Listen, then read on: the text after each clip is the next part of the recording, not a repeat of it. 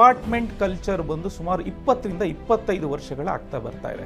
ಅಲ್ಲಿ elected representative MLAಗಳಾಗಿರ್ಬೋದು, ಮಿನಿಸ್ಟರ್ಸ್ಗಳಾಗಿರ್ಬೋದು, ಅವರ ಒಂದು ಕೊಲಾಬರೇಷನ್ ಅಥವಾ ಕೋಆಪರೇಷನ್ ಇಲ್ಲ ಅಂತಂದರೆ ಸರ್ಕಾರದಲ್ಲಿ ಯಾವ ಫೈಲು ಸಹ ಮೂವ್ ಆಗೋದಿಲ್ಲ ಸರ್. ಪ್ರತಿಯೊಂದು ರಾಜ್ಯ ಕೂಡ ಈ ಸೆಂಟ್ರಲ್ ಆ್ಯಕ್ಟ್ ಏನಿದೆ ಅದನ್ನು ಇಂಪ್ಲಿಮೆಂಟ್ ಮಾಡಬೇಕು. ಕರ್ನಾಟಕದಲ್ಲಿ ಇದುವರೆಗೂ ಒಂದು ಪ್ರಾಜೆಕ್ಟ್ ಕೂಡ ಕರೆಕ್ಟಾಗಿ ಕಂಪ್ಲೀಟ್ ಆಗಿಲ್ಲ. ಒಂದು ಸರಿ ಅಗ್ರಿಕಲ್ಚರ್ ಲ್ಯಾಂಡ್ ಕನ್ವರ್ಷನ್ ಆದಮೇಲೆ ಅದ್ರ ಟ್ರಾನ್ಸಾಕ್ಷನ್ ಆಗಬಾರ್ದು. ರೇರಾ ಕಾಯ್ದೆ ಏನು ಬಂದಿದೆ ಆ ಕಾಯ್ದೆನ ಆರ್ಡರ್ಸನ್ನು ಪಾಸ್ ಮಾಡಾದ್ಮೇಲೆ ಇಂಪ್ಲಿಮೆಂಟೇಷನ್ ಆಗ್ತಾ ಇಲ್ಲ.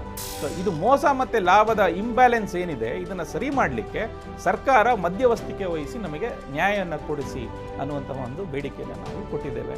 ಫ್ಲ್ಯಾಟ್ ಖಾತಾ ಕನ್ವರ್ಟ್ ಆದಮೇಲೆ ಲ್ಯಾಂಡ್ ಖಾತಾ ಶುಡ್ ಬಿಕಮ್ ಅನ್ಆಪರೇಷನಲ್. ಅಧಿಕಾರಿಗಳ ಕೆಲಸ ಮಾಡಿಲ್ಲ ಅಂದರೆ ಕೋರ್ಟಿಗೆ ಹೋಗಬೇಕು ಅಂದರೆ ಜನಪ್ರತಿನಿಧಿಗಳು ಯಾಕೆ ಬೇಕು?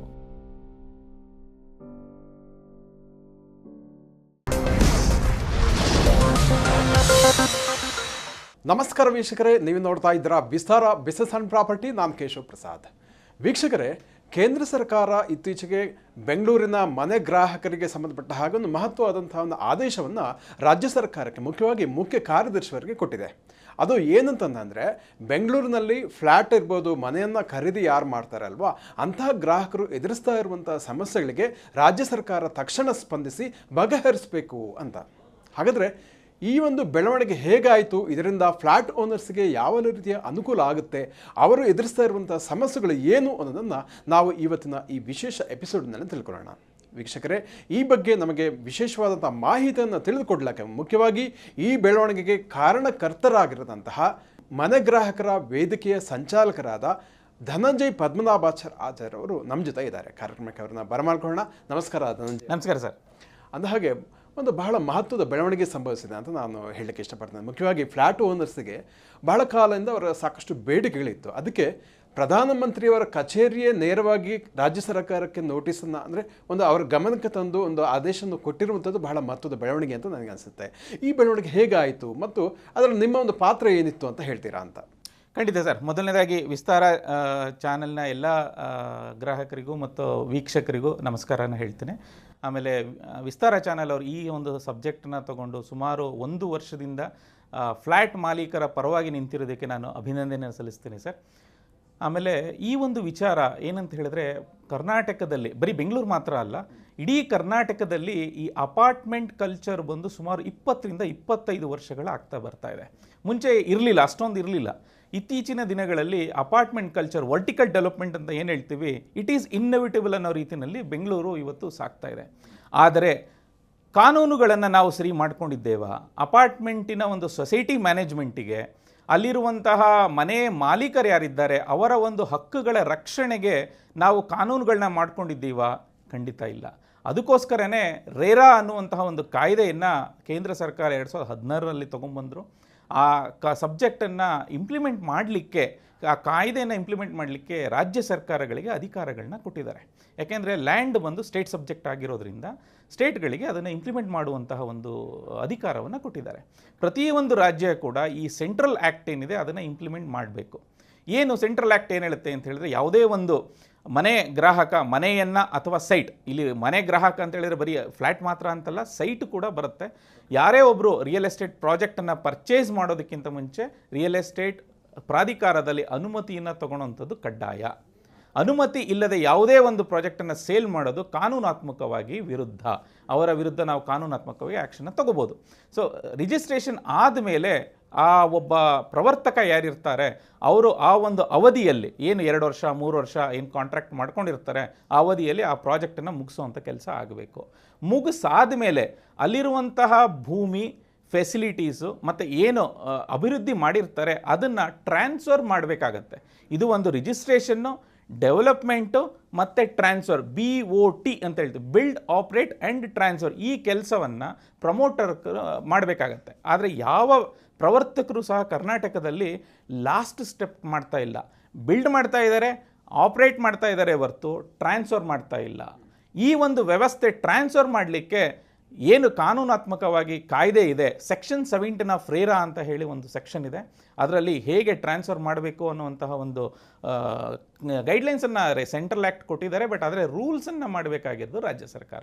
ಕರ್ನಾಟಕದಲ್ಲಿ ಇದುವರೆಗೂ ಒಂದು ಪ್ರಾಜೆಕ್ಟ್ ಕೂಡ ಕರೆಕ್ಟಾಗಿ ಕಂಪ್ಲೀಟ್ ಆಗಿಲ್ಲ, ಟ್ರಾನ್ಸ್ಫರ್ ಆಗಿಲ್ಲ.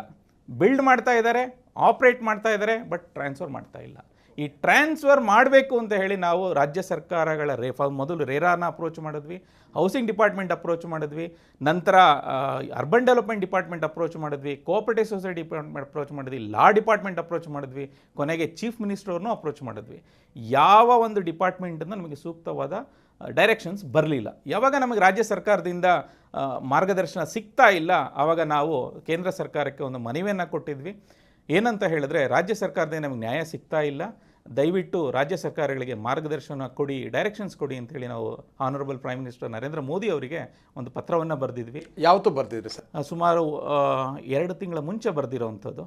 ಸೊ ಜೂನ್ ತಿಂಗಳಲ್ಲಿ ನಾವು ಬರೆದಿರೋವಂಥದ್ದು.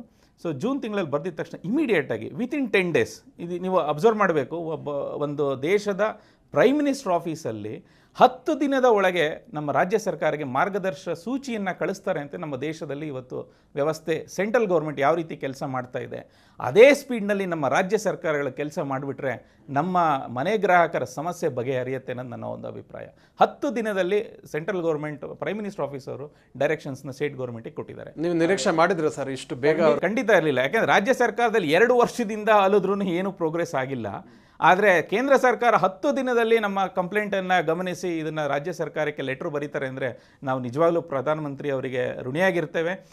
ಅದೇ ಸ್ಪೀಡ್ನಲ್ಲಿ ನಮ್ಮ ರಾಜ್ಯ ಸರ್ಕಾರಗಳು ಕೆಲಸ ಮಾಡಿದ್ರೆ ನಮಗೆ ತುಂಬ ಅನುಕೂಲ ಆಗುತ್ತೆ ಅಂತ ನಾವು ಭಾವಿಸಿದ್ವಿ ಸರ್. ಸೊ ಇವಾಗ ಕೇಂದ್ರ ಸರ್ಕಾರ ಯಾವ ರೀತಿಯ ಒಂದು ಸೂಚನೆಯನ್ನು ಅಥವಾ ಸಲಹೆಯನ್ನು ರಾಜ್ಯ ಸರ್ಕಾರಕ್ಕೆ ಕೊಟ್ಟಿದೆ ಅಂತ ಹೇಳ್ತೀರಿ ಅಂತ? ನಾವು ಕೇಂದ್ರ ಸರ್ಕಾರಕ್ಕೆ ಗಮನಕ್ಕೆ ತಂದಿರುವಂಥದ್ದು 5 ಅಂಶಗಳು. ಮೊದಲನೇದು, ರೇರಾ ಕಾಯ್ದೆ ಏನು ಬಂದಿದೆ, ಆ ಕಾಯ್ದೆನ ಆರ್ಡರ್ಸನ್ನು ಪಾಸ್ ಮಾಡಾದ್ಮೇಲೆ ಇಂಪ್ಲಿಮೆಂಟೇಷನ್ ಆಗ್ತಾ ಇಲ್ಲ. ಈಗ ಒಬ್ಬ ಪ್ರವರ್ತಕ ಯಾರೋ ಒಬ್ಬ ಮನೆ ಗ್ರಾಹಕರಿಗೆ ಮೋಸ ಮಾಡಿರ್ತಾರೆ, ಒಂದು 10 ಲಕ್ಷ ಕೊಡಬೇಕು ಅಂತ ಆದರೆ ಅದು ಭೂ ಕಂದಾಯ ಅಂತ ರಿಕವರಿ ಮಾಡಬೇಕು. ರೇರಾ ಆರ್ಡರ್ ಪಾಸ್ ಮಾಡುತ್ತೆ, ಅದನ್ನು ರಿಕವರಿ ಮಾಡಬೇಕಾಗಿರೋವಂಥದ್ದು ಯಾವುದು? Revenue department. ಆ ಒಂದು ರೆವೆನ್ಯೂ ಡಿಪಾರ್ಟ್ಮೆಂಟ್ನವರು ಅದನ್ನು ರಿಕವರಿ ಮಾಡ್ದಲೇ ಸುಮಾರು 545 ಕೋಟಿಯಷ್ಟು ಹಣ ಇನ್ನೂ ಸಹ ಪ್ರವರ್ತಕರಿಂದ ರಿಕವರಿ ಆಗಿಲ್ಲ. ಆರ್ಡರ್ ಪಾಸ್ ಆಗಿದೆ, ಅದು ರಿಕವರಿ ಆಗಿಲ್ಲ. ಪ್ರಯೋಜನ ಯಾರಿಗೆ? ಮನೆ ಗ್ರಾಹಕರಿಗೆ ಆಗ್ತಾ ಇಲ್ಲ. ಸೊ ಹಾಗಾಗಿ ಆ ರಿಕವರಿ ಪ್ರೋಸೆಸ್ ಏನಿದೆ ಅದನ್ನು ನಮಗೆ ರೇರಾ ಒಳಗೇ ಕೊಡಿ. ಜವಾಬ್ದಾರಿ ಬರೀ ಆರ್ಡರ್ ಪಾಸ್ ಮಾಡೋದಲ್ಲ, ಅದನ್ನು ಮನಿಯನ್ನು ರಿಕವರಿ ಮಾಡಿ ನಮಗೆ ತಲುಪಿಸುವಂಥ ಕೆಲಸ ಕೂಡ ರೇರಾದಲ್ಲೇ ಇರಬೇಕು ಅನ್ನೋವಂಥ ಮನವಿಯನ್ನು ನಾವು ಮಾಡಿದೆ, ಮೊದಲನೇದು. ಎರಡನೇದು, ಈ ಕಂಪ್ಲೀಷನ್ ಪ್ರೋಸೆಸ್ ಏನಿದೆ, ಟ್ರಾನ್ಸ್ಫರ್ ಅಂತ ಹೇಳಿದೆ, BOT, build operate and transfer ಏನಿದೆ, ಆ ಟ್ರಾನ್ಸ್ಫರ್ ಪ್ರೋಸೆಸ್ಸನ್ನು ಡಿಫೈನ್ ಮಾಡಲಿಕ್ಕೆ ನಮಗೆ ಒಂದು ಸಕ್ಷಮ ಪ್ರಾಧಿಕಾರ ಕೊಡಿ. ಈಗ ಭೂಮಿಯನ್ನು ನಾವು ಹಸ್ತಾಂತರ ಮಾಡಬೇಕು, ಹೇಗೆ ಮಾಡಬೇಕು, ಅದರ ಸ್ಟ್ಯಾಂಪ್ ಡ್ಯೂಟಿ ಏನು, ಸಕ್ಷಮ ಪ್ರಾಧಿಕಾರ ಯಾರು ಅಸೋಸಿಯೇಷನ್ ರಿಜಿಸ್ಟರ್ ಮಾಡಿ ಕೊಡ್ತಾರೆ, ನಮಗೇನಾದರೂ ಸಮಸ್ಯೆ ಇದ್ದರೆ ಯಾರ ಹತ್ರ ಹೋಗಬೇಕು, ಇದ್ರದ್ದು ಗೈಡ್ಲೈನ್ಸ್ ಇಲ್ಲ. ಈ ಗೈಡ್ಲೈನ್ಸನ್ನು ಕೊಡಿ ಅನ್ನೋದನ್ನು ನಾವು ಕೇಳಿದ್ದೇವೆ. ಮೂರನೇದಾಗಿ, ಈ ಸೇಲ್ ಡೀಡ್ ಅಗ್ರಿಮೆಂಟ್ಗಳಾಗಲಿ ಮತ್ತು ಅಗ್ರಿಮೆಂಟ್ ಫಾರ್ ಸೇಲ್ ಅಗ್ರಿಮೆಂಟ್ಗಳನ್ನು ಸರಿಯಾದ ರೀತಿಯಲ್ಲಿ ಪ್ರವರ್ತಕರು ಇವತ್ತು ಫಾಲೋ ಮಾಡ್ತಾ ಇಲ್ಲ. ಅವರ ಮನಸ್ಸಿಗೆ ಬಂದಂಥ ಅಗ್ರಿಮೆಂಟ್ಗಳನ್ನ ಅವರೇ ಕ್ರಿಯೇಟ್ ಮಾಡಿಕೊಂಡು ಒಂದು ಸ್ಟ್ಯಾಂಡರ್ಡ್ ಗೈಡ್ಲೈನ್ಸನ್ನು ಫಾಲೋ ಮಾಡ್ದಲೇ ಅವರಿಗೆ ಬೇಕಾಗೋ ರೀತಿಯಲ್ಲಿ ಅಗ್ರಿಮೆಂಟ್ನ ಕ್ರಿಯೇಟ್ ಮಾಡ್ತಾ ಇದ್ದಾರೆ. ಅದಕ್ಕೆ ಒಂದು ಸ್ಟ್ಯಾಂಡರ್ಡ್ ಅಗ್ರಿಮೆಂಟನ್ನು ದಯವಿಟ್ಟು ತಯಾರು ಮಾಡಿಕೊಡಿ ಅನ್ನೋದನ್ನು ಕೇಳಿದ್ದೇವೆ. ಆಮೇಲೆ ಇನ್ನೂ ಒಂದು ಮುಖ್ಯವಾಗಿ ಏನಂತ ಹೇಳಿದ್ರೆ, ಈ ಖಾತಾ ಮ್ಯಾನೇಜ್ಮೆಂಟ್ ಅನ್ನೋದು ಒಂದು ಬರುತ್ತೆ. ಈ ಅಗ್ರಿಕಲ್ಚರ್ ಲ್ಯಾಂಡನ್ನು ನಾವು ಕನ್ವರ್ಟ್ ಮಾಡಾದ್ಮೇಲೆ ಅದು ಮುನ್ಸಿಪಲ್ ಅಡ್ಮಿನಿಸ್ಟ್ರೇಷನಿಗೆ ಬರುತ್ತೆ. ಆ ಮುನ್ಸಿಪಲ್ ಅಡ್ಮಿನಿಸ್ಟ್ರೇಷನಿಗೆ ಬಂದಾಗ ಅಲ್ಲಿ ಖಾತಾ ಮ್ಯಾನೇಜ್ಮೆಂಟ್ ಸರಿಯಾಗದಲೇ ರಿಜಿಸ್ಟ್ರೇಷನ್ ಆಫೀಸಲ್ಲಿ ಸಾಕಷ್ಟು ಸಮಸ್ಯೆಗಳಾಗ್ತಾ ಇದೆ.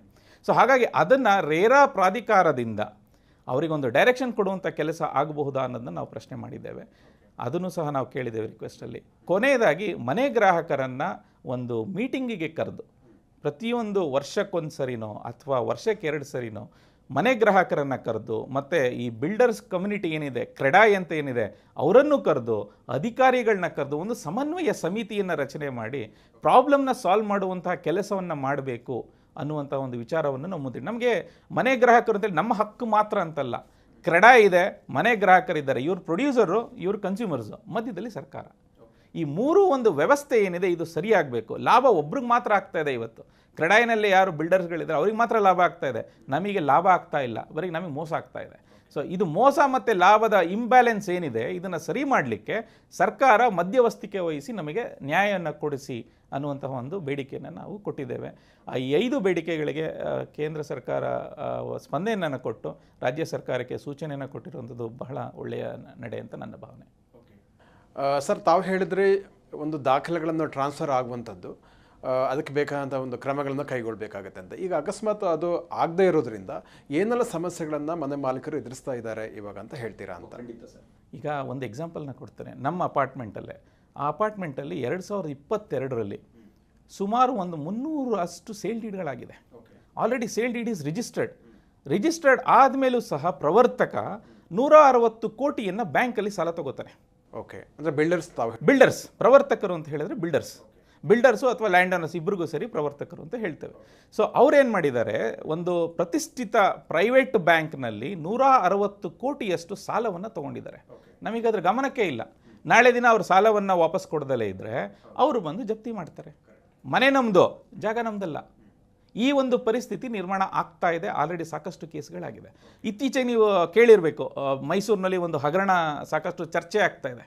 ಮೈಸೂರಿನಲ್ಲಿ ಜಮೀನನ್ನು ಯಾರಿಗೋ ಇನ್ನೊಬ್ಬರಿಗೆ ಮಾರಾಟ ಮಾಡಿರೋವಂಥದ್ದು, ಅದಾದಮೇಲೆ ಕನ್ವರ್ಷನ್ ಆದಮೇಲೆ ಲ್ಯಾಂಡ್ ರೆಕಾರ್ಡಲ್ಲಿರುವಂತಹ ಅಗ್ರಿಕಲ್ಚರ್ ಲ್ಯಾಂಡನ್ನು ಹೇಗೆ ನೀವು ಕೊಟ್ರಿ ಅಂತೇಳಿ ಪ್ರಶ್ನೆ ಮಾಡಿರೋವಂಥದ್ದು ಸಾಮಾಜಿಕ ಕಾರ್ಯಕರ್ತರು ಅದನ್ನು ಪ್ರಶ್ನೆ ಮಾಡ್ತಾ ಇದ್ದಾರೆ. ಮೀಡಿಯಾಗಳಲ್ಲಿ ಅದು ತುಂಬ ಚರ್ಚೆ ಆಗ್ತಾ ಇದೆ. ಅದರಲ್ಲಿ ಸಾಕಷ್ಟು ಅಧಿಕಾರಿಗಳು ಮತ್ತು ಸಾಕಷ್ಟು ಸರ್ಕಾರ ನಡೆಸುವಂತಹವರ ಹೆಸರು ಇರೋದ್ರಿಂದ ಇದು ಜನರಿಗೆ ಗೊತ್ತಾಗ್ತಾ ಇದೆ. ಇದಕ್ಕೆ ಮೂಲ ಕಾರಣ ಏನು ಅಂತ ಹೇಳಿದ್ರೆ, ರೆವೆನ್ಯೂ ರೆಕಾರ್ಡ್ಸಲ್ಲಿ ಫ್ಲ್ಯಾಟ್ ಓನರ್ಸ್ ಆಗ್ಬೋದು ಅಥವಾ ಸೈಟ್ ಓನರ್ಸ್ ಆಗ್ಬೋದು, ಅವರ ಹೆಸರುಗಳನ್ನ ನಮೂದನೆ ಮಾಡ್ತಾ ಇಲ್ಲ. ಒಂದು ಸರಿ ಕನ್ವರ್ಷನ್ ಆದಮೇಲೆ ಯಾವುದೇ ರೆವೆನ್ಯೂ ರೆಕಾರ್ಡ್ ಏನಿದೆ, ಈಗ ಅಗ್ರಿಕಲ್ಚರ್ ಲ್ಯಾಂಡ್ ಏನಿದೆ ಅದರದ್ದು ಟ್ರಾನ್ಸಾಕ್ಷನ್ನ ಸ್ಟಾಪ್ ಮಾಡಬೇಕು. ಈಗ ಅಗ್ರಿಕಲ್ಚರ್ ಲ್ಯಾಂಡ್ ಅಂತ ಹೇಳಿದ್ರೆ ನಾನೇನೋ ಕ್ರಾಪನ್ನು ಬೆಳಿತೇನೆ, ಭತ್ತ ಬೆಳಿತೇನೆ, ರಾಗಿ ಬೆಳಿತೇನೆ, ಅದರಲ್ಲಿ ಬರುವಂಥ ಆದಾಯವನ್ನು ಕಟ್ಟಲಿಕ್ಕೆ ಸರ್ವೆ ನಂಬರ್ನ ಇದು ಮಾಡಿ ರೆವೆನ್ಯೂ ರೆಕಾರ್ಡಲ್ಲಿ ಮೇಂಟೈನ್ ಮಾಡಿ ನಾವು ಟ್ಯಾಕ್ಸನ್ನು ಕಟ್ತೇವೆ. ಆದರೆ ಅಗ್ರಿಕಲ್ಚರ್ ಲ್ಯಾಂಡನ್ನು ನಾನು ಮನೆ ಕಟ್ಟೋದಕ್ಕೆ ಅಥವಾ ಸೈಟ್ ಮಾಡಲಿಕ್ಕೆ ಮಾಡಬೇಕಾದ್ರೆ ಕನ್ವರ್ಷನ್ ಮಾಡಬೇಕು. ತಾಲೂಕು ಆಫೀಸಲ್ಲಿ ಕನ್ವರ್ಷನ್ನ ಮಾಡಿಸಿ, ಅದು ಒಂದು ಸರಿ ಕನ್ವರ್ಷನ್ ಆದಮೇಲೆ ಅಗ್ರಿಕಲ್ಚರ್ ಲ್ಯಾಂಡ್ ಅಂತ ಹೇಳಿ ಸೇಲ್ ಆಗೋದನ್ನು ಸ್ಟಾಪ್ ಮಾಡಬೇಕು. ಈ ಕೆಲಸ ಮಾಡ್ತಾ ಇಲ್ಲ ನಮ್ಮ ರಾಜ್ಯ ಸರ್ಕಾರ. ಇದ್ರ ವಿಚಾರವಾಗಿ ನಾವು IGR ಅವರನ್ನು ಭೇಟಿ ಮಾಡಿ ಒಂದು ಮೀಟಿಂಗ್ ಮಿನಿಟ್ಸ್ ಕೂಡ ರೆಕಾರ್ಡ್ ಆಗಿರೋವಂಥದ್ದು ಮಾರ್ಚ್ನಲ್ಲಿ ಒಂದು ರೆಕಾರ್ಡ್ ಆಗಿದೆ. ಅದರಲ್ಲಿ ನಾವು ಕೊಟ್ಟಿರೋಂಥ ಸಜೆಷನನ್ನು ನಾವು ಬೇರೆ ಎಲ್ಲ ಡಿಪಾರ್ಟ್ಮೆಂಟ್ಗಳನ್ನು ಚರ್ಚೆ ಮಾಡಿ ನಾವು ಅದನ್ನು ಸೂಕ್ತ ಕ್ರಮವನ್ನು ತಗೋತೀವಿ ಅಂತ ಹೇಳಿ IGR ಅವರು ಹೇಳಿದ್ದಾರೆ. ಬಟ್ ಆಗಲೇ 4 ತಿಂಗಳಾಯಿತು, ಅವರು ಹೇಳಿಬಿಟ್ಟು ರಿಟೈರ್ಡ್ ಆಗಿ ಹೋದರು. ಇದುವರೆಗೂ ಅದು ನೆಕ್ಸ್ಟ್ ಬಂದಿರೋಂಥವ್ರು ಯಾವುದೂ ಸೂಕ್ತ ಕ್ರಮ ತಗೊಂಡಿಲ್ಲ. ನಾವು ಅದನ್ನು ಫಾಲೋಅಪ್ ಮಾಡ್ತಾ ಇದ್ದೀವಿ. ಅದನ್ನು ನಾವೇನಾದರೂ ಫಿಕ್ಸ್ ಮಾಡಿಬಿಟ್ರೆ ಈ ಒಂದು ಲ್ಯಾಂಡ್ ಸ್ಕ್ಯಾಮ್ ಏನಿದೆ ಒಂದು ಮಟ್ಟಿಗೆ ಪ್ರಿವೆಂಟ್ ಆಗುತ್ತೆ. ಖಂಡಿತ. ನಾವು ಇವಾಗ ಈ ಮೈಸೂರಿನ ಪ್ರಕರಣ ತಾವು ಹೇಳಿದ್ರೆ ಮುಡಾ ಕೇಸ್ ಅಂತ ಬಹಳ ಎಲ್ರಿಗೂ ಈಗ ಮನೆ ಮಾತಾಗಿದೆ. ಸೊ ಎಲ್ಲ ಕಡೆ ಬಹಳ ಚರ್ಚೆ ಆಗ್ತಾ ಇದೆ. ನಾವು ಈ ಮುಡಾ ಪ್ರಕರಣದ ಒಂದು ಹಗರಣದ ಒಂದು ರಾಜಕೀಯ ಚರ್ಚೆಯನ್ನು ಇಲ್ಲಿ ಮಾಡ್ತಾ ಇಲ್ಲ. ಆದರೆ ಟೆಕ್ನಿಕಲ್ ಆಗಿ ಯಾಕೆ ಈ ಥರ ಆಗ್ತಾ ಇದೆ ಸ್ಕ್ಯಾಮ್ಗಳು ಅಂತ ಹೇಳಿದ್ರೆ ಇನ್ನಷ್ಟು ಸಿಂಪಲ್ ಆಗಿ ತಾವು ಹೆಂಗೆ ಹೇಳ್ತೀರಿ ಅಂತ? ಸಿಂಪಲ್ ಆಗಿ ಹೇಳಬೇಕು ಅಂತ ಹೇಳಿದ್ರೆ, ಇವಾಗ ನನ್ನ ಹತ್ರ 1 ಎಕರೆ ಜಮೀನಿದೆ ಸರ್. ನಾನು ಒಬ್ಬ ರೈತ.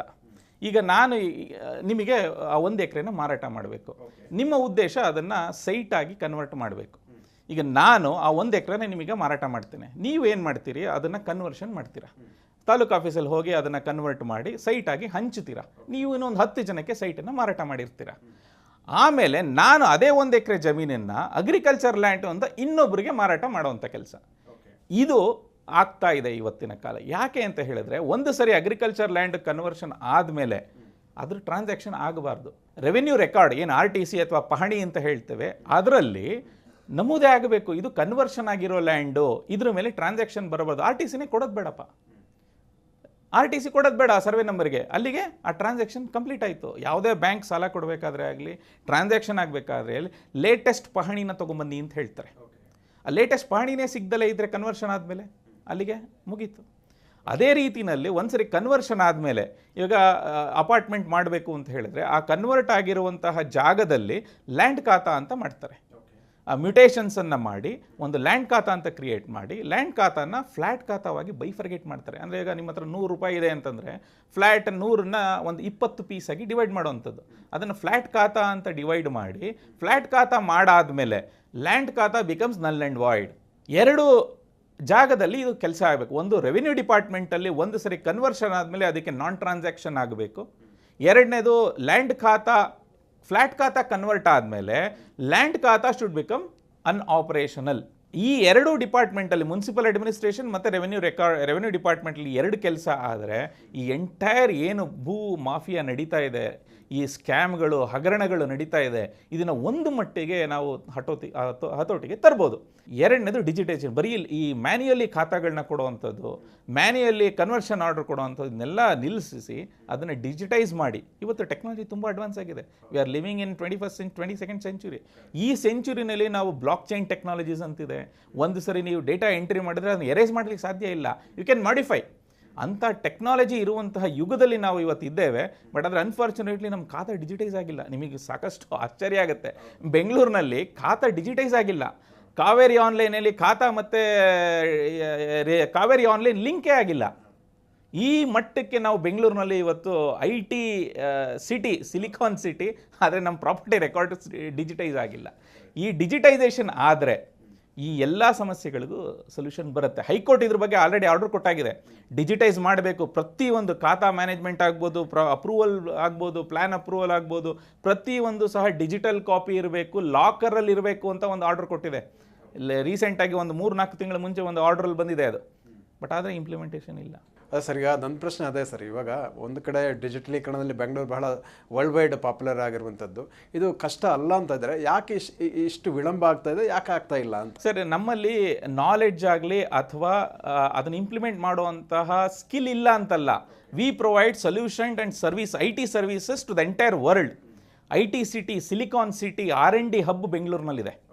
ಇಡೀ ಯಾವುದೇ ದೇಶದ ನೀವು ಯಾವುದೇ ಪ್ರತಿಷ್ಠಿತ ಕಂಪ್ನಿ ತೊಗೊಂಡ್ರು ಅಲ್ಲಿ ಕೆಲಸ ಮಾಡುವಂತಹ ಜನ ಬೆಂಗಳೂರಿನವರೇ, ಕರ್ನಾಟಕದವರೇನೆ. ಆದರೂ ಸಹ ನಾವು ಅಡಾಪ್ಟ್ ಮಾಡಿ ಬೇರೆ ದೇಶಕ್ಕೆ ನಾವು ಬರೆದಿದ್ದೀವಿ. ಇದೇ ಸೊಲ್ಯೂಷನನ್ನು ಬೇರೆ ದೇಶಗಳಿಗೆ ನಾವು ಸೊಲ್ಯೂಷನ್ನ ಕೊಟ್ಟಿದ್ದೀವಿ, ಇಂಪ್ಲಿಮೆಂಟು ಮಾಡಿದ್ದೀವಿ. ಆದರೆ ನಮ್ಮ ದೇಶದಲ್ಲಿ ಆಗ್ತಾ ಇಲ್ಲ ಅಂತಂದರೆ ಇಲ್ಲಿ ಪಾಲಿಸಿ ಮೇಕರ್ಸ್ ಯಾರಿದ್ದಾರೆ, ನಮ್ಮ ಜನಪ್ರತಿನಿಧಿಗಳು ಮನಸ್ಸು ಮಾಡ್ತಾ ಇಲ್ಲ. ಅಧಿಕಾರಿಗಳಿಗೆ ಇದ್ರ ಬಗ್ಗೆ ನಾಲೆಡ್ಜ್ ಇಲ್ಲ ಅಂತಲ್ಲ. ನಾನು ಸಾಕಷ್ಟು IAS ಅಧಿಕಾರಿಗಳು ಮತ್ತು ಸೆಕ್ಷನ್ ಆಫೀಸರ್ಸ್ಗಳ ಜೊತೆ ಕೆಲಸ ಮಾಡಿದ್ದೇನೆ. ಅವರಿಗೆ ಇದ್ರ ಬಗ್ಗೆ ಸಾಕಷ್ಟು ನಾಲೆಡ್ಜ್ ಇದೆ. ಆದರೆ ಆ ಅಧಿಕಾರಿಗಳಿಂದ ಮುಂದಿನ ಒಂದು ಸ್ಟೆಪ್ ಏನಿದೆ ಅದು ಪಾಸ್ ಆಗ್ತಾ ಇಲ್ಲ. ಅಲ್ಲಿ ಎಲೆಕ್ಟೆಡ್ ರೆಪ್ರೆಸೆಂಟೇಟಿವ್ MLAಗಳಾಗಿರ್ಬೋದು, ಮಿನಿಸ್ಟರ್ಸ್ಗಳಾಗಿರ್ಬೋದು, ಅವರ ಒಂದು ಕೊಲಾಬರೇಷನ್ ಅಥವಾ ಕೋಆಪರೇಷನ್ ಇಲ್ಲ ಅಂತಂದರೆ ಸರ್ಕಾರದಲ್ಲಿ ಯಾವ ಫೈಲು ಸಹ ಮೂವ್ ಆಗೋದಿಲ್ಲ ಸರ್. ಇದು ಇವತ್ತಿನ ನಮ್ಮ ದೇಶದ ಪರಿಸ್ಥಿತಿ. ಅಧಿಕಾರಿಗಳಿಗೆ ಮನಸ್ಸಿದ್ರೂ ಸಹ ಮಾಡಬೇಕು, ಇದನ್ನು ಪ್ರಾಬ್ಲಮ್ನ ಫಿಕ್ಸ್ ಮಾಡಬೇಕು ಅಂತಂದ್ರೂ ಸಹ ಅಲ್ಲಿ ಆ ಸಂಬಂಧಪಟ್ಟ ಯಾರು ಮಿನಿಸ್ಟರ್ ಇರ್ತಾರೆ ಅವರ ಅಪ್ರೂವಲ್ ಇಲ್ದಲೆ ಒಂದು ಫೈಲು ಒಂದು ಟೇಬಲಿಂದ ಇನ್ನೊಂದು ಟೇಬಲ್ ಮೂವ್ ಆಗ್ತಾ ಇಲ್ಲ. 2 ವರ್ಷದಿಂದ ನಾವು ಸುಮಾರು ಟೇಬಲ್ಗಳಿಂದ ಅಲ್ಲಾಡಿದ್ದೀವಿ. ಅದು ಅಲ್ಲಿಂದ ಇಲ್ಲಿಗೆ ಮೂವ್ ಆಗ್ತಿದೆಯೇ ಹೊರತು ಆರ್ಡರ್ಸ್ ಬರ್ತಾ ಇಲ್ಲ. ಈ ಸಂಬಂಧವಾಗಿ BBMP ಕಮಿಷನರ್ನ ಮೀಟ್ ಮಾಡಾಯಿತು, ರೆವಿನ್ಯೂ ಕಮಿಷನರ್ನ ಮೀಟ್ ಮಾಡಾಯಿತು, ಎಲ್ಲ department, cooperation department, housing department, law department, UDD department, ಎಲ್ಲ ಡಿಪಾರ್ಟ್ಮೆಂಟ್ ಆಯಿತು. ಕೊನೆಗೆ ಲೋಕಾಯುಕ್ತದಲ್ಲೂ ಒಂದು ಕೇಸನ್ನು ರಿಜಿಸ್ಟರ್ ಮಾಡಿದ್ವಿ. ಆದರೆ ಲೋಕಾಯುಕ್ತ ಅದ್ರ ಬಗ್ಗೆ ಆ್ಯಕ್ಷನ್ ತೊಗೊಳಕ್ಕೆ ಬರಲ್ಲ ಅಂತ ಹೇಳಿ ಅದನ್ನು ಕೇಸನ್ನು ಕ್ಲೋಸ್ ಮಾಡಿರ್ತಾರೆ. ಸೊ ಇಂಥ ಒಂದು ವ್ಯವಸ್ಥೆಯಲ್ಲಿ ನಾವಿದ್ದೇವೆ. ಅದಕ್ಕೆ ನಾವೇನು ಮಾಡಿದ್ವಿ ಅಂತ ಹೇಳಿದ್ರೆ, ಈ ಹೊಣೆ ಜವಾಬ್ದಾರಿ ಸರ್ಕಾರದ್ದಾಗಿದ್ರೂ ಸಹ ಇದು ಮನೆ ಗ್ರಾಹಕರ ಒಂದು ಅವೇರ್ನೆಸ್ ಬಹಳ ಮುಖ್ಯ. ಈಗ ಆ ಕಾರಣದಿಂದಾಗಿ ನಾವು ಮಾಧ್ಯಮಗಳ ಮೂಲಕ, ವಿಸ್ತಾರ ಚಾನಲ್ ಆಗಿರ್ಬೋದು ಅಥವಾ ಪೇಪರ್ ಮಾಧ್ಯಮ ಆಗಿರ್ಬೋದು, ಅವರ ಮುಖಾಂತರ ಜನರಿಗೆ ಅವೇರ್ನೆಸ್ಸನ್ನು ಕೊಡಿಸಿ ರೇರಾದಲ್ಲಿ ನಾವು ಕೇಸನ್ನು ರಿಜಿಸ್ಟರ್ ಮಾಡಿಸ್ತಾ ಇದ್ದೇವೆ. ಏನಂತ, ನಮ್ಮ ಅಪಾರ್ಟ್ಮೆಂಟ್ ಅಸೋಸಿಯೇಷನ್ನ ರಿಜಿಸ್ಟರ್ ಮಾಡಿಕೊಡಿ, ಕಾಮನ್ ಏರಿಯಾನ ಲ್ಯಾಂಡನ್ನು ಟ್ರಾನ್ಸ್ಫರ್ ಮಾಡಿಕೊಡಿ. ನೀವು ಯಾವ ಆ್ಯಕ್ಟಲ್ಲಿ ಮಾಡ್ತೀರಾ, ಯಾವ ಸಕ್ಷಮ ಅಧಿಕಾರ ನಾವು ಕೇಳ್ತಾ ಇಲ್ಲ, ನೀವು ಹೇಳಿ ನಮಗೆ. ನಾವು ಆನ್ಸರ್ನ ನಿಮ್ಮಿಂದ ಕೇಳ್ತಾ ಇದ್ದೀವಿ, ಪ್ರಾಧಿಕಾರದಿಂದ ನಾವು ಆನ್ಸರ್ ಕೇಳ್ತಾ ಇದ್ದೀವಿ. ಯಾಕೆಂದ್ರೆ ನಾವು ಜನರು, ನಾವು ಅಧಿಕಾರ ನಡೆಸೋರಲ್ಲ, ನಾವು ಅಧಿಕಾರವನ್ನು ನಡೆಸೋರಿಂದ ನಾವು ಪ್ರಶ್ನೆಗಳನ್ನ ಕೇಳ್ತಾ ಇದ್ದೇವೆ, ಅವ್ರು ನಮಗೆ ಉತ್ತರವನ್ನು ಕೊಡಬೇಕು. ಸೊ ಹಾಗಾಗಿ ಸುಮಾರು 200ರಿಂದ 250 ಕೇಸ್ಗಳನ್ನು ನಾವು ಪ್ರತಿಷ್ಠಿತ ಬಿಲ್ಡರ್ಸ್ಗಳ ಮೇಲೆ ನಮ್ಮ ಕರ್ನಾಟಕ ಮನೆ ಗ್ರಾಹಕರ ವೇದಿಕೆಯಿಂದ ರಿಜಿಸ್ಟರ್ ಮಾಡಿಸಿದ್ದೇವೆ. ಹೈಕೋರ್ಟಲ್ಲಿ ಒಂದು 4-5 ಕೇಸ್ ನಡೀತಾ ಇದೆ ಇದೇ ವಿಚಾರವಾಗಿ. ಇವತ್ತಲ್ಲ ನಾಳೆ ಸೊಲ್ಯೂಷನ್ ಬರುತ್ತೆ ಅನ್ನೋದು ನಮ್ಮ ಒಂದು ಬಲವಾದ ನಂಬಿಕೆ. ಬಟ್ ಅಷ್ಟೇ ಸೇಮ್ ಪ್ಯಾರಲಿ ಕೂಡ ನಾವು ಅಧಿಕಾರಿಗಳ ಜೊತೆ ಕೆಲಸ ಮಾಡ್ತಾ ಇದ್ದೇವೆ. ಒಂದು ಸೊಲ್ಯೂಷನ್ನ ತರಬೇಕು ಅಂತ ಹೇಳಿ ಡಿಪಾರ್ಟ್ಮೆಂಟ್ಗಳ ಜೊತೆ ಕೆಲಸ ಮಾಡ್ತಾ ಇದ್ದೇವೆ. ಇದ್ರ ಬಗ್ಗೆ ಒಂದು ಚರ್ಚೆ ಕೂಡ ಆಗಿದೆ, ಫೆಬ್ರವರಿಯಲ್ಲಿ ಒಂದು ಚರ್ಚೆ ಆಗಿದೆ. ಮಾನ್ಯ ಉಪಮುಖ್ಯಮಂತ್ರಿ DK ಶಿವಕುಮಾರ್ ಅವರು ಇದ್ರ ಬಗ್ಗೆ ನಾವು ಹೊಸ ಆ್ಯಕ್ಟನ್ನು ತರ್ತೇವೆ ಅಂತ ಹೇಳಿದರು. ಬಟ್ ಇದುವರೆಗೂ ಅದ್ರ ಬಗ್ಗೆ ಪ್ರೋಗ್ರೆಸ್ ಆಗಿರೋದು ಅಫಿಷಿಯಲಿ ನಮ್ಮ ದಾಖಲೆ ಬಂದಿಲ್ಲ.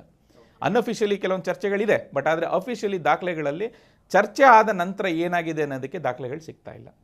ಸೊ ಎಲ್ಲೋ ಒಂದು ಕಡೆ ನಮ್ಮ ಮಾನ್ಯ ಮುಖ್ಯಮಂತ್ರಿಯವರಾಗ್ಬೋದು ಅಥವಾ DK ಶಿವಕುಮಾರ್ ಆಗ್ಬೋದು ಎಲೆಕ್ಷನ್ ಮ್ಯಾನಿಫೆಸ್ಟೋದಲ್ಲಿ ಇದನ್ನು ನಾವು ಸಾಲ್ವ್ ಮಾಡ್ತೇವೆ ಅಂತ ಹೇಳಿ ನಮಗೆ ಪ್ರಾಮಿಸ್ ಮಾಡಿದ್ದಾರೆ. ಎಲೆಕ್ಷನ್ ಮ್ಯಾನಿಫೆಸ್ಟೋದಲ್ಲಿ ಈ ಅಪಾರ್ಟ್ಮೆಂಟಿನ ಮಾಲೀಕರಿಗೆ ಹಕ್ಕನ್ನು ಹಸ್ತಾಂತರುವಂಥ ಕೆಲಸವನ್ನು ನಾವು ಮಾಡ್ತೇವೆ, ಸಕ್ಷಮ ಪ್ರಾಧಿಕಾರ ಕೊಡ್ತೇವೆ ಅಂತ ಎಲೆಕ್ಷನ್ ಮ್ಯಾನಿಫೆಸ್ಟೋದಲ್ಲಿ ಹೇಳಿದ್ದಾರೆ.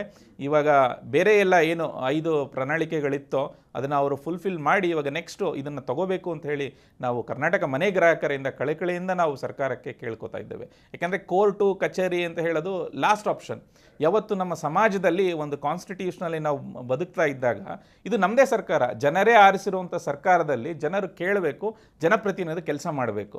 ಕೋರ್ಟ್ ಯಾವಾಗಲೂ ಕೊನೆ ಆಪ್ಷನ್ ಇರಬೇಕು. ಆದರೆ ಇವತ್ತಿನ ಮಟ್ಟದಲ್ಲಿ ಒಬ್ಬ ರೇರಾ ಚೇರ್ಮನ್ನ ಅಪಾಯಿಂಟ್ಮೆಂಟ್ ಮಾಡಬೇಕು ಅಂದರೆ ನಾವು ಕೋರ್ಟಿಗೆ ಹೋಗೋ ಪರಿಸ್ಥಿತಿ ಇದೆ. ರೇರಾ ಚೇರ್ಮನ್ ಟ್ರೈಬ್ಯುನಲಲ್ಲಿಲ್ಲ, 1 ವರ್ಷ ಆಯಿತು. ರೇರಾ ಚೇರ್ಮನ್ ಅಡ್ಮಿನಿಸ್ಟ್ರೇಷನಲ್ಲಿಲ್ಲ, 2 ಚೇರ್ಮನ್ ಪೋಸ್ಟ್ ಇನ್ನೂ ಖಾಲಿ ಇದೆ. 1 ವರ್ಷದಿಂದ ಟ್ರೈಬ್ಯುನಲ್ಲಿ ರೇರಾ ಚೇರ್ಮನ್ ಇಲ್ಲ. ಒಬ್ಬ ಅಧಿಕಾರಿಯನ್ನು ಅಪಾಯಿಂಟ್ಮೆಂಟ್ ಮಾಡೋಕ್ಕೂ ನಾವು ಹೈಕೋರ್ಟಿಗೆ ಹೋಗಬೇಕು ಅಂತಂದರೆ ನಮ್ಮ ಸಮಾಜ ಎಲ್ಲಿ ಹೋಗ್ತಾ ಇದೆ? ಪ್ರತಿಯೊಂದಕ್ಕೂ ನಾವು ಲಿಟಿಗೇಷನ್ ಮಾಡಬೇಕಾ? ಈ ಒಂದು ಪ್ರಶ್ನೆ ನಮ್ಮನ್ನು ಕಾಡ್ತಾ ಇದೆ. ನಾವು ಸರ್ಕಾರಗಳನ್ನು ಮನೆ ಮಾಡೋದಿಷ್ಟೇ, ನಾವು ಯಾವ ಕಾರಣಕ್ಕೂ ಕೋರ್ಟಿಗೆ ಹೋಗುವಂಥ ಪರಿಸ್ಥಿತಿ ತರ್ಕೋಬಾರ್ದು. ಹಾಗಿದ್ಮೇಲೆ ನಮಗೆ ಎಲೆಕ್ಟೆಡ್ ರೆಪ್ರೆಸೆಂಟೇಟಿವ್ ಏನಕ್ಕೆ ಬೇಕಾಗುತ್ತೆ? ನಾವು ಅಧಿಕಾರಿಗಳ ಕೆಲಸ ಮಾಡಿಲ್ಲ ಅಂದರೆ ಕೋರ್ಟಿಗೆ ಹೋಗಬೇಕು ಅಂದರೆ ಜನಪ್ರತಿನಿಧಿಗಳು ಯಾಕೆ ಬೇಕು? ಈ ಒಂದು ಪ್ರಶ್ನೆ ನಮ್ಮ ವೋಟರ್ಸಲ್ಲಿ ಮೂಡ್ತಾ ಇದೆ ಸರ್. ಸೊ ಖಂಡಿತ ನಿಮ್ಮ ಹೋರಾಟದ ಬಗ್ಗೆ ಹೇಳೋದಿದ್ರೆ, ಈಗ PMO ಕಚೇರಿಯವರು ಇವಾಗ ಇದಕ್ಕೆ ಸಂಬಂಧಪಟ್ಟಾಗ ಸೂಚನೆಯನ್ನು ಕೊಟ್ಟಿದ್ದಾರೆ ರಾಜ್ಯ ಸರ್ಕಾರಕ್ಕೆ. ನಿಮಗೆ ಒಂದು ಹೋಪ್ ಇದೆಯಾ ಇವಾಗ ಏನು ಅನ್ಸುತ್ತೆ ಅಂತ? ಖಂಡಿತ. ಈಗ ರಾಜ್ಯ ಸರ್ಕಾರ ಮತ್ತು ಕೇಂದ್ರ ಸರ್ಕಾರ ಏನಿದೆ ಎರಡೂ ಸಹ ಸಮನ್ವಯವಾಗಿ ಕೆಲಸ ಮಾಡಬೇಕು. ಯಾಕೆಂದರೆ ಕೇಂದ್ರ ಸರ್ಕಾರ ಒಂದು ಕಾಯ್ದೆಯನ್ನು ಮಾಡುತ್ತೆ, ಆದರೆ ಇಂಪ್ಲಿಮೆಂಟೇಷನ್ ಯಾರು ಮಾಡಬೇಕು? ರಾಜ್ಯ ಸರ್ಕಾರನೇ ಮಾಡಬೇಕು. ನಾವು ಟ್ಯಾಕ್ಸನ್ನು ಯಾರಿಗೆ ಕೊಡ್ತೇವೆ? ಸೆಂಟ್ರಲ್ ಗೌರ್ಮೆಂಟಿಗೆ ಟ್ಯಾಕ್ಸ್ ಕಟ್ತೇವೆ. I am at 30% tax payer. 30% tax ಎಲ್ಲಿ ಹೋಗುತ್ತೆ? ಸರ್ಕಾರಕ್ಕೆ ಹೋಗುತ್ತೆ. ಸರ್ಕಾರ ಏನು ಮಾಡುತ್ತೆ? ಅದನ್ನು ಕಲೆಕ್ಟ್ ಮಾಡಿ ಪ್ರತಿಯೊಂದು ಸ್ಟೇಟಿಗೂ ಡಿಸ್ಟ್ರಿಬ್ಯೂಷನ್ ಕೆಲಸ ಮಾಡುತ್ತೆ. ಸೊ ಆ್ಯಕ್ಟನ್ನು ಮಾಡಿ ಪಾಲಿಸಿನ ಇಂಪ್ಲಿಮೆಂಟು ಮಾಡ್ದಲೇ ಇದ್ದರೆ, ಕಾಯ್ದೆ ಇಂಪ್ಲಿಮೆಂಟ್ ಮಾಡ್ದಲೇ ಇದ್ದರೆ ಅಂಥ ರಾಜ್ಯಗಳಿಗೆ ಕಮ್ಮಿ ಹಣ ಸಿಗೋ ಸಾಧ್ಯತೆ ಇರುತ್ತೆ. ಈಗ ಕೇಂದ್ರ ಸರ್ಕಾರ ಮಾಡೋ ಕಾಯ್ದೆಗಳನ್ನ ನೀವು ಇಂಪ್ಲಿಮೆಂಟ್ ಮಾಡ್ತಿಲ್ಲ ಅಂದಮೇಲೆ ಹಣನೂ ಅದೇ ರೀತಿಯಲ್ಲಿ ಸಿಗುತ್ತೆ. ಸೊ ಹಾಗಾಗಿ ಕೇಂದ್ರ ಸರ್ಕಾರ ಮಾಡುವಂಥ ಸೂಚನೆಗಳನ್ನು ಕೊಡುವಂಥ ಸೂಚನೆಗಳಿಂದ ಪ್ರತಿ ರಾಜ್ಯನೂ ಕೇಳಬೇಕಾಗತ್ತೆ. ಹಾಗಾದರೆ ಬೇರೆ ರಾಜ್ಯಗಳು ಮಾಡ್ತಾ ಇಲ್ವಾ ಅಂತ ಒಂದು ಪ್ರಶ್ನೆ ಬರುತ್ತೆ. ಬೇರೆ ರಾಜ್ಯಗಳು ಆಲ್ರೆಡಿ ಮಾಡಾಗಿದೆ. ಒಡಿಸ್ಸಾ ಆಗ್ಬೋದು, ನಮಗಿಂತ ತುಂಬ ಚಿಕ್ಕ ಸ್ಟೇಟು. ಒಡಿಸ್ಸಾದಲ್ಲಿ ಅಪಾರ್ಟ್ಮೆಂಟ್ ಆ್ಯಕ್ಟನ್ನು ತೊಗೊಂಬಂದು ಅದಕ್ಕೆ ಕಾಯ್ದೆ ತೊಗೊಂಬಂದು ಅದಕ್ಕೆ ರೂಲ್ಸನ್ನು ಮಾಡಿ ಇವತ್ತು ಅಸೋಸಿಯೇಷನ್ ರಿಜಿಸ್ಟ್ರೇಷನ್ ಆಗ್ತಾ ಇದೆ. ಕಾಮನ್ ಏರಿಯಾ ಟ್ರಾನ್ಸ್ಫರ್ ಮಾಡ್ತಾ ಇದ್ದಾರೆ. ಮಹಾರಾಷ್ಟ್ರದಲ್ಲಿ ಮಾಡಾಯಿತು, ಗುಜರಾತಲ್ಲಿ ಮಾಡಾಯಿತು, ಯಾವಾಗ 2018ರಲ್ಲಿ ಮಾಡಾಯಿತು. ಸೊ 2016ರಲ್ಲಿ ಕಾಯ್ದೆ ಬಂದಿರೋವಂಥದ್ದು 18ರಲ್ಲೇ ಆರ್ಡರ್ ಪಾಸ್ ಮಾಡಿದ್ದಾರೆ ಗುಜರಾತಲ್ಲಿ. ನಾವು ಗುಜರಾತ್ ಮಾಡಲ್ ಅಂತ ಸುಮ್ಮನೆ ಹೇಳೋದಿಲ್ಲ, ಅಲ್ಲಿ ಕಾಯ್ದೆಗಳನ್ನು ಹೇಗೆ ಇಂಪ್ಲಿಮೆಂಟ್ ಮಾಡಬೇಕು ಅನ್ನೋದನ್ನ ತೋರಿಸ್ಕೊಟ್ಟಿದ್ದಾರೆ ಅಲ್ಲಿನ ರಾಜ್ಯ ಸರ್ಕಾರ. ಸೊ ಹಾಗಾಗಿ ನಾವು ಗುಜರಾತ್ ಮಾಡಲ್ ಅಂತ ಹೇಳೋದು ರಾಜಕೀಯವಾಗಿ ಅಲ್ಲ, ಅಧಿಕಾರಿಗಳು ಮಾಡುವಂಥ ಕೆಲಸದ ರೀತಿಯಲ್ಲಿ ನಾವು ಗುಜರಾತ್ ಮಾಡಲ್ ಅಂತ ಹೇಳ್ತೇವೆ. ಸೊ ಹಾಗಾಗಿ ನಾವು ನಮ್ಮ ರಾಜ್ಯದ ಎಲೆಕ್ಟೆಡ್ ರೆಪ್ರೆಸೆಂಟೇಟಿವ್ ಆಗ್ಬೋದು ಅಥವಾ ಅಧಿಕಾರಿಗಳಾಗ್ಬೋದು, ಒಮ್ಮೆ ಗುಜರಾತಿಗೆ ಹೋಗಿ ಬನ್ನಿ, ಅಥವಾ ಒಡಿಸ್ಸಾಗೆ ಹೋಗಿ ಬನ್ನಿ, ಇಲ್ಲ ಮಹಾರಾಷ್ಟ್ರಕ್ಕೆ ಹೋಗಿ ಬನ್ನಿ. ಅಲ್ಲಿರುವಂಥ ಅಧಿಕಾರಿಗಳಿಂದ ಹೇಗೆ ಕೆಲಸ ಮಾಡಬೇಕು ಅನ್ನೋದನ್ನ ಕಲ್ತ್ಕೊಂಡು ಬಂದು ನಮಗೆ ನ್ಯಾಯವನ್ನು ಕೊಡಿಸಿ ಅನ್ನೋದೇ ನಮ್ಮ ಕೇಳಕ್ಕೆ. ಬೇರೆ ರಾಜ್ಯಗಳಲ್ಲಿ ಆಗ್ತಾ ಇದೆ, ನಮ್ಮ ರಾಜ್ಯಕ್ಕೆ ಯಾಕಿಲ್ಲ? ನಾವು ಟ್ಯಾಕ್ಸ್ ಕಟ್ತೇವೆ, ಆ ರಾಜ್ಯದವರು ಟ್ಯಾಕ್ಸ್ ಕಟ್ತಾರೆ, ನಮಗೆ ಯಾಕೆ ಮೋಸ ಮಾಡ್ತಾ ಇದ್ದೀರಿ? ಇದು ನಮ್ಮ ಪ್ರಶ್ನೆ. ಒಬ್ಬ ಟ್ಯಾಕ್ಸ್ ಪೇಯರ್ ಆಗಿ ನಾವು ಕೇಳೋದಿಷ್ಟೇ, ನಾವು ಕೊಡುವಂಥ ಟ್ಯಾಕ್ಸಿಗೆ ನಮಗೊಂದು ಸಕ್ಷಮ ಪ್ರಾಧಿಕಾರ ಕೊಡಿ. ನಾವು ಕೋರ್ಟಿಗೆ ಹೋಗೋದು ಬೇಡ, ನಮಗೆ ಕೋರ್ಟ್ಗೆ ಹೋಗೋಕೆ ಇಷ್ಟ ಇಲ್ಲ. ನಾವು ನಮ್ಮ ಸಕ್ಷಮ ಪ್ರಾಧಿಕಾರ ಅಧಿಕಾರಿಗಳಿಂದ ನಾವು ಸೊಲ್ಯೂಷನ್ನ ಕೇಳ್ತೇವೆ. Court should be the last resort. So ಇದು ಸಹ ನಮ್ಮ ಮಾನ್ಯ ಉಚ್ಚ ನ್ಯಾಯಾಲಯ ಸಹ ಅದನ್ನೇ ಹೇಳುತ್ತೆ. ಪ್ರತಿಯೊಂದಕ್ಕೆ ಇದಕ್ಕೂ ನೀವು ಕೋರ್ಟಿಗೆ ಬರಬಾರ್ದು, ಸರ್ಕಾರದ ಮಟ್ಟಗಳಲ್ಲೇ ನೀವು ಇದನ್ನು ಸಾಲ್ವ್ ಮಾಡಬೇಕು ಅಂತ ಹೇಳಿ. ಸೊ ಹಾಗಾಗಿ ಸರ್ಕಾರನೇ ಇದನ್ನು ಸೊಲ್ಯೂಷನ್ ಕೊಡಬೇಕು ಅಂತ ನಮ್ಮ ಒಂದು ಆಸೆ. ಖಂಡಿತ. ಯಾಕಂದರೆ ಇದು ಈ ಮನೆ ಮಾಲೀಕರು ಅಥವಾ ಫ್ಲಾಟ್ ಓನರ್ಸ್ ಅನ್ನುವಂಥ ಒಂದು ಸಮೂಹ ಭಾಳ ದೊಡ್ಡದಿದೆ ಇವತ್ತಿನ ಸಂಘಗಳಲ್ಲಿ. ಎಲ್ಲ ಕಡೆ ಸಿಟಿಗಳು ಬೆಳೀತಾ ಇದೆ, ಅಪಾರ್ಟ್ಮೆಂಟ್ಗಳು ದಿನೇ ದಿನೇ ಬರ್ತಾ ಇದೆ. ಆ ಹಿನ್ನೆಲೆಯಲ್ಲಿ ಇದು ಮೇಜರ್ ಮುಖ್ಯವಾದಂಥ ಒಂದು ವಿಷಯ ಕೂಡ ಆಗಿರೋದ್ರಿಂದ ಸಕ್ಷಮ ಪ್ರಾಧಿಕಾರವನ್ನು ಸ್ಥಾಪನೆ ಮಾಡುವಂಥದ್ದು ಇರ್ಬೋದು, ಅಥವಾ ಆ ಲ್ಯಾಂಡನ್ನು ರೆಕಾರ್ಡನ್ನು ಟ್ರಾನ್ಸ್ಫರ್ ಮಾಡುವಂಥದ್ದು. ಮತ್ತು ಬೇರೆ ರಾಜ್ಯಗಳಲ್ಲಿ ಅದು ಆಲ್ರೆಡಿ ಜಾರಿ ಆಗಿದೆ, ಸಕ್ಷಮ ಪ್ರಾಧಿಕಾರ ಇರ್ಬೋದು, ಆ ಲ್ಯಾಂಡ್ ಪ್ರೊಸೆಸ್ ಅನ್ನುವಂಥದ್ದು ಟ್ರಾನ್ಸ್ಫರ್ ಆಗುವಂಥದ್ದು. ಹಾಗಾಗಿ ಕರ್ನಾಟಕದಲ್ಲೂ ಕೂಡ ತಮ್ಮ ಅಸೋಸಿಯೇಷನ್ನ ಒಂದು ಬೇಡಿಕೆಗಳಿಗೆ ಸರ್ಕಾರ PMO ಕಚೇರಿ ಸೂಚಿಸಿದ ನಂತರ ಅಗತ್ಯ ಕ್ರಮವನ್ನು ಕೈಗೊಳ್ಬೋದು ಅನ್ನುವಂಥದ್ದನ್ನು ಆಶಯವನ್ನು ಇಟ್ಕೊಳ್ತಾ, ಇಷ್ಟೊತ್ತು ನಮ್ಮ ವೀಕ್ಷಕರಿಗೆ ಈ ಇಶ್ಯೂ ಬಗ್ಗೆ ಸಾಕಷ್ಟು ಉಪಯುಕ್ತ ಮಾಹಿತಿಯನ್ನು ತಿಳಿಸಿಕೊಟ್ಟಕ್ಕೆ ಧನ್ಯವಾದಗಳು ಸರ್. ನಮಸ್ಕಾರ ಸರ್, ಎಲ್ಲರಿಗೂ ನಮಸ್ಕಾರ. ವೀಕ್ಷಕರೇ, ಇಂತಹ ಮತ್ತಷ್ಟು ಉಪಯುಕ್ತ ಮಾಹಿತಿಗಳಿಗೋಸ್ಕರ ವಿಸ್ತಾರ ಬಿಸಿನೆಸ್ ಆ್ಯಂಡ್ ಪ್ರಾಪರ್ಟಿ ಯೂಟ್ಯೂಬ್ ವಾಹಿನಿಯನ್ನು ವೀಕ್ಷಿಸಿ ಹಾಗೂ ಸಬ್ಸ್ಕ್ರೈಬ್ ಮಾಡಿ ಅಂತ ಈ ಮೂಲಕ ನಾನು ಕೇಳಿಕೊಳ್ತಾ ಇದ್ದೀನಿ. ವಂದನೆಗಳು. ಅನುಕ್ಷಣದ ಸುದ್ದಿಗಳಿಗಾಗಿ ವಿಸ್ತಾರ ನ್ಯೂಸ್ ಯೂಟ್ಯೂಬ್ ಚಾನೆಲ್ ಸಬ್ಸ್ಕ್ರೈಬ್ ಮಾಡಿ. ಹೊಸ ಸುದ್ದಿಗಳ ನೋಟಿಫಿಕೇಶನ್ಗಾಗಿ ಬೆಲ್ ಐಕಾನ್ ಕ್ಲಿಕ್ ಮಾಡಿ. ಲೇಟೆಸ್ಟ್ ಅಪ್ಡೇಟ್ಸ್ಗಾಗಿ www.vistaranews.com ವೆಬ್ಸೈಟ್ಗೆ ವಿಸಿಟ್ ಮಾಡಿ. ಅಂಗೈಯಲ್ಲೇ ಜಗತ್ತಿನ ಸುದ್ದಿ ತಿಳಿಯಲು ವಿಸ್ತಾರ ನ್ಯೂಸ್ ಕನ್ನಡ ಆಪ್ ಡೌನ್ಲೋಡ್ ಮಾಡಿ.